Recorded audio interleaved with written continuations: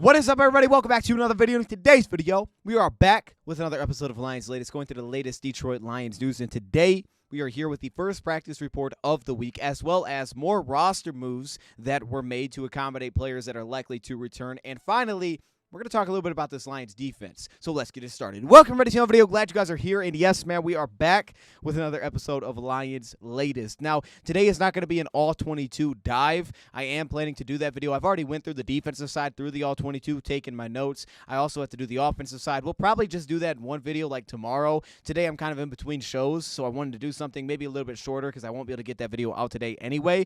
And I think this is the perfect video to do because it's really the first day that we have a real update on some of the injury situations outside of Dan Campbell kind of just telling us how he feels about these players and potential returning. Of course, we'll know more as the week goes on, but Dan Campbell also had a presser today as well, so there's some things to dive into with that, and we're going to start right there. First off, yesterday we discussed Isaiah Buggs being waived by the Detroit Lions, and it's kind of weird because I didn't think Isaiah Buggs actually played that bad, specifically this last week. Now, as a whole, you guys know I'm an Isaiah Buggs fan. I kind of feel like I know what he is, but this last week I didn't think he played too bad. I mean, he also played some nose tackle for us. He played some zero technique in that game a little bit too for us, so he gave us a little bit of flexibility. So I'm very curious to see what how the Lions are going to move forward without that. As we said, Tyson Alualu played 34 defensive snaps, and while it wasn't perfect, there were flashes, specifically of like very low pad level, which looked good, and there were things like that you did like. I think there was a really good rep in this game that I'll show on the screen, and also we know that just by his big sample size, the last time we saw him, the last full season that we really saw him play, the guy can get pressure, especially when he's dealing with offensive linemen that maybe aren't great in the interior. When he has a bad matchup, the guy can win, and he's putting together stretches in the past of wins. Not saying like 5 years ago, I'm saying just like a year ago. So I didn't see a ton of that in this last game. There wasn't a ton of like standout plays as a pass rusher. There were some wins one-on-one in there, but there wasn't a ton of standout plays as a pass rusher, but I understand he gives you that flexibility. So we talked about Isaiah Buggs being waived, clearing up a roster spot, which essentially is going to go to Aleem McNeil, as he today was listed with limited participation, though he's still on IR. When he's activated, which it sounds like he's going to be activated and play in some capacity this weekend, he'll just take his spot as a similar position. However, we also found out that today, and again, more sad stuff, man. I hate reading these, but I'm going to read it to you. This one wasn't as long, but this is from Bruce Irvin, who said this. At Lions, he added the Lions, as a 12-year vet, thank you for the opportunity to be a part of your team. However, I'm looking forward to what's next. So, like Dan Campbell kind of touched on, he has some things going on as well. Obviously, we don't know what those things are behind the scenes, but what we do know is that the Lions have released Bruce Irvin, the veteran edge defender, off of their practice squad. Now, this last week, we saw a lot of Bruce Irvin, and Dan Campbell said that they had talks with him, a day ago. They had talks with him last week, and this past game, he didn't really pop as a pass rusher at all for me, and going through the all-22, he didn't really pop for me in this game, but he has given us some key plays in the short amount of time that he has been here and he has played for us. So, very grateful for Bruce Irvin. Without having James Houston, it was nice to have a very athletic piece at that position that could also give them some flexibility, that could rush the passer but drop into coverage. Really didn't have a big role outside of that. Kind of was specifically a pass down type of piece for this defense. But now with him being let go off the practice squad, and it's interesting because it does reset when the playoffs start, so you can only elevate players 3 times before you have to sign them to the active roster to do it again. However, that restarts, from my understanding, once the playoffs start. So the Lions maybe didn't have to make this move. However, I'm assuming that this is eventually going to be clear up a roster spot for a guy like Ceedy Duce. It also sounds like he's going to get some snaps this weekend. Maybe ultimately at some point they'll have to do that for James Houston as well, because James Houston was actually listed with limited participation today. That's actually some of the biggest news because I wasn't expecting that. Earlier this week, Dan Campbell didn't make it sound like they expected Houston to play, and that's not to say he is going to play, but he was listed with limited participation. So he's not expected to play Sunday, but I still think there's a real shot that even if he doesn't play Sunday, he could play in the playoffs, especially if it's more of just a pure pass rush role on pass downs, maybe drop into coverage a little bit as well. Some of that flexibility there. Letting go of Bruce Irvin doesn't open a spot on the roster because he was on the practice squad. However, it does open up a spot on the practice squad, and that could mean that the Lions could look to let someone go off their roster when they need another open roster spot, and then ultimately try to get that player back onto the practice squad, I guess in a similar fashion to kind of what they've done now with Jason Kabinda. I keep an eye on a guy like Anthony Fursker. To me, it would just kind of make sense, but I can also understand why right now they're not in a rush to get him off the roster because Brock Wright no participation again today, and they want some of that tight end depth. We've seen James Mitchell step up into a bigger role without Brock Wright, and I think James Mitchell's actually played pretty well for us, especially as a blocker. However, this is a position where I'm sure the Lions are cool with keeping depth, at least maybe even until Jason Cabinda can get back. So at some point, maybe a guy like Fursker does get let go off the roster, but they want to keep him around on the practice squad, and that's where the Lions could essentially do that by opening up that practice squad spot. So I think that's something to keep an eye on as this week kind of gets a little bit closer to the game, if Ceedy Duce is also able to play this weekend. As for the Lions, obviously getting James Houston back at some point would definitely fill in that position and that role that Bruce Irvin was able to play for us. But with him being active, we saw a guy like Julian Okwara, who was inactive this past week, and I think Julian's had some nice flashes in there. I thought he was kind of coming on a little bit for the Lions recently, and then, of course, he was inactive those last game for Bruce Irvin, and I think it was to kind of get that last look at them before they started making some decisions here. Tyson Alualu, clearly they felt pretty good about him and the amount of snaps that he was able to carry, because obviously he's going to stick around in the practice squad and he could be elevated, and they let go of Isaiah Buggs. I didn't think a guy like Bruce Irvin really popped, so they have options like Charles Harris, who hasn't really played much this season at all, but they could go there if they wanted some depth. Of course, a guy like Julian Okwara. And then, as we talked about yesterday, Romeo Okwara. Like, Romeo's been playing well. In limited snaps, his pass rush is seemingly coming along a little bit, and he's been a really good run defender for a majority of this season. Also, if the Lions get a guy like Aleem McNeil back, I think we may end up ultimately seeing less John Kaminsky as a 3 technique. We saw that actually a pretty good amount against the Dallas Cowboys. For the last few weeks, you've seen him play some snaps on the interior, not just on pass downs like 2-eye, but from the 3 tech, we've started to see him, especially against Dallas. I understand the idea behind it. If you can held up against the run, he definitely gives you some interior pressure, and I think right now the Lions are kind of just searching for some of that. However, as we also saw, that can be a big-time issue against the run, especially when they're good interior offensive linemen, and at times that does pop up with John Kaminsky. So we may see a little bit less of that as well going forward. Now, I want to play like this. Dallas shifted their offensive line. You can see they have a 4th offensive lineman. They put their left tackle all the way on the right side, and they go tight end, left guard on the left side. It ultimately kind of sets up Kaminsky on their left guard like a typical 3 technique. However, the difference being is that the line is offset, so now you have a guy like Isaiah Buggs who's out wide in a 5 technique, and we also did get to see a little bit of this from a guy like Tyson Alualu and some of the flexibility there as well, which the Lions could have liked a little bit better too, but this is more set up by the offense, but you do see the movement on John Kaminsky. Speaking of the defensive side of the ball, we did a show on Bleacher Report today. I think you guys should go check it out, because we talked about whether or not this defense is championship worthy, meaning winning the NFC. Is this defense capable of being a part of that team? Now, there's a lot of factors that go into that offense: special teams, flags, turnovers, like how well is everything else performing, of course, has a big impact on that. However, I made some graphics for that. Also, we showed some All-22 clips, so if you want an early sneak peek, that's the place to go check that out. Go Bleacher Report. You can go to my page over there, and you can find the episode. It's like 30 minutes long. However, I put some graphics together, and on this graphic, I will show this one. This is where I think things are really interesting. So I kind of compared the Lions defense statistically on a season, from a season outlook, to the last 5 NFC championship champions. Now, you can see pretty much every defense is good at some things, and they're also not great at other things. I think it's interesting that when you just look at the flat statistics, the Lions are extremely similar to the 2020 Tampa Bay team that was elite against the run. You can see the Lions right now are pretty elite against the run, 3rd in yards per carry, 5th in yards per game. Some of that's also schematic to slot blitzing, allowing the edge defenders to slant inside. Some of that is schematic to shutting down run plays, specifically on early downs as well. Also, pass defense statistically, pretty low completion percentage allowed, and now 14 interceptions. Now, that's not a crazy number, but it has been on the uptick recently with the interceptions that we had against Minnesota, also the interception from Iffy this past week, and that's really the key here. I think Iffy has kind of opened up and made it a very clear role for Kirby Joseph to kind of play more often as a single high safety or the zone safety, and not as often have to roll down and play man coverage. Because of Iffy's flexibility and because they trust him in those spots, I think it's made Kirby's role more clear on what it's going to be. And when Kirby's able to lurk and he's able to roam, that man is a difference maker. And we saw it again in this Dallas Cowboys game, especially from a single high alignment because of his range and his ability to cover the entire field. The play that he made on the tight end where Jack Campbell was manned up, where he was able to flip his body around, get back into the play, and attack at the hands, like that was an awesome play for Kirby Joseph. And I think he started to really add some of that value. And that's really the key there, is just a few weeks ago, one of the biggest issues I had with this team, and one of the reasons I said if we're not going to get where we want to be, we were on Live with Red talking about this, is if the turnover ratio is not there. Of course, the offense has to hold up their end of the bargain. However, defensively, we needed to start forcing some turnovers, and now that's starting to come along. Now the Lions are likely throwing Ceedy Duce into that mix, and the more and more I thought about this, the more I think there's real flexibility here with Ceedy Duce that could be very much so overlooked. Like we talked about, Ceedy Duce playing safety, I like him there. I liked him there with Philly. It's why I thought he actually might play that with us. Then it turned out Brian Branch was so darn good at slot, it was like, okay, we don't need to take the guy off the field, so yeah, we'll just make him a safety, which started all the heck. Who is going to play at safety now? I mean, we have so many safeties, and it's not a bad problem to have. But I also think with Ceedy Duce returning, right, the Ceedy Duce that I know, his flexibility, I think, could actually be the game changer. Not sure that this is how they'll utilize him, but I think it could be the difference maker, because as you can see on this graphic, the one area where the Lions statistically have been bad this year is in the red zone, okay? Now, there's different spots of the red zone, but we're specifically talking inside of 20, 30th in red zone percentage allowed. However, I think this is partly an area where Ceedy Duce could be very beneficial.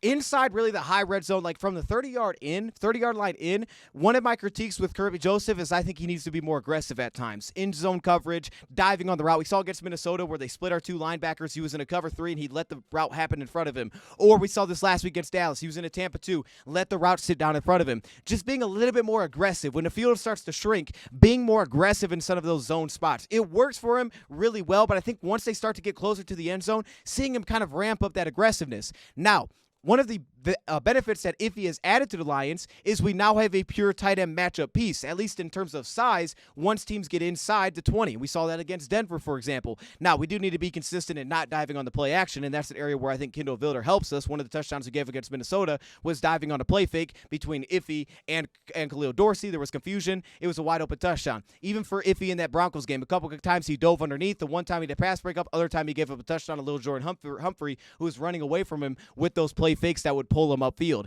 However, where Ceedy Duce can add you flexibility to me is also his ability to slide down and play man coverage. Ceedy Duce can cover tight ends well. Now, understand he doesn't have the size like Iffy does, so I'd rather have Iffy on that matchup. If you ask me straight up on a tight end, I would take Iffy, and that's great because earlier this season, we didn't really have that matchup in the red zone. Whether that's Jimmy Graham or Mark Andrews, we had problems matching up one-on-one in the Lions. Of course, once you start to get tighter, especially once you get inside the 10 or the 5, a lot of times you're just leaning into man coverage. You're playing goal line man, some version of that. So at that point, you're just playing matchups. And for the Lions, now they kind of have a matchup piece. However, I don't love Iffy on receivers. But the Lions like that flexibility. They may continue to do that.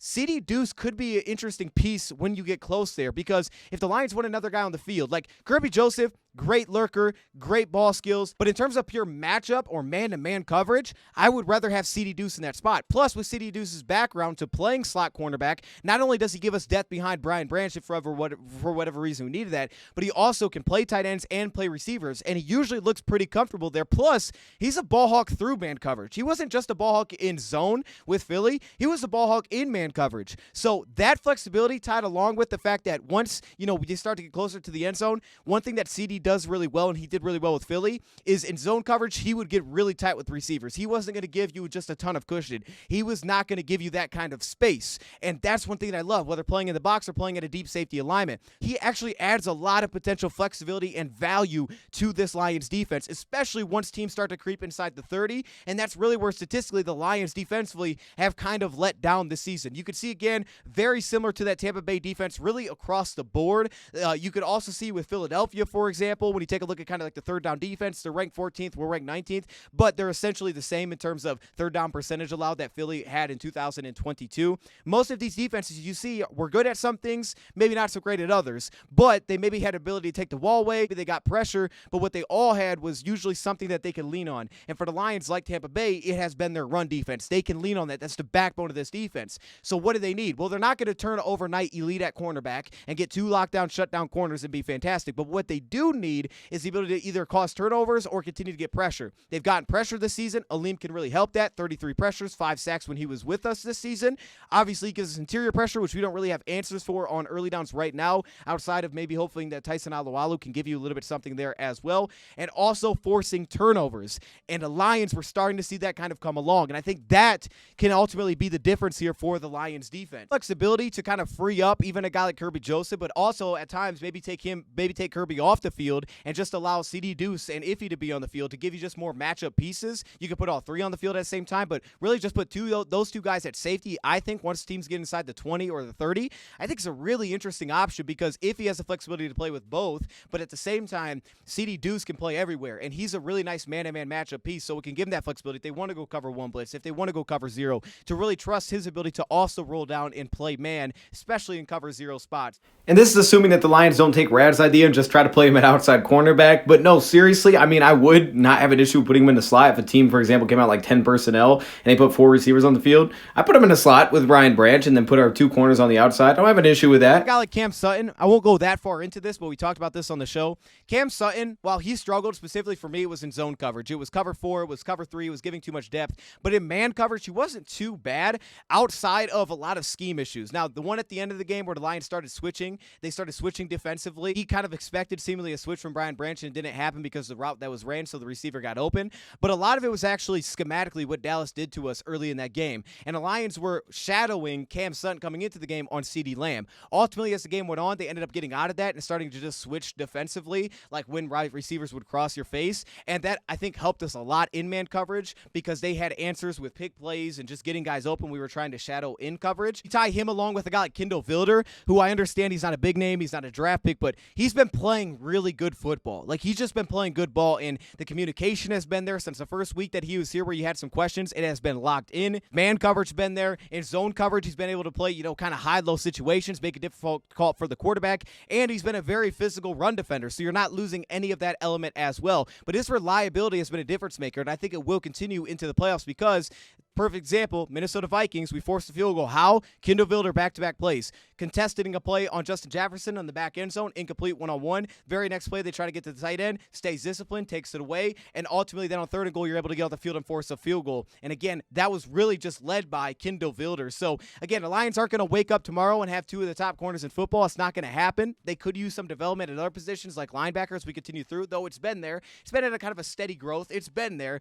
But I think the Lions are solid at corner, and right now this defense, I think, has a lot of things trending for it in the right direction. But I think Ceedy Duce's flexibility is going to be huge, and of course, we know how much Ali McNeil is going to mean to get back, but maybe we get James Houston back. I mean, does he play this weekend? If he could, that'd be amazing. I mean, if anything, this feels like a positive in a way that they feel pretty good about James Houston maybe returning at some point, even if it's not this week, but for the playoffs, because they did let go of Bruce Irvin, and hypothetically, they didn't have to do it. They could have kept Bruce Irvin on the practice squad and just did something else, feeling like if they would have needed him for elevation. Again, he hasn't really popped like that, but they could have kept him around, and they decided not to. So, again, James Houston, he might be on his way here pretty soon. I think we're going to end up seeing him at some point. Playoffs or regular season. On to the rest of the Lions practice report. Winning out the key ones here. Taylor Decker, no participation. Obviously, that's massive. Dan Campbell said the objective is to win. Want to play a clean football game, but they will take injuries into consideration. If they feel like it's better for a player because he's dealing with injury to not play, then obviously they won't play. But he wants to go win this football game. Like, that is the challenge. They want to go win this game, and it's going to be a good challenge,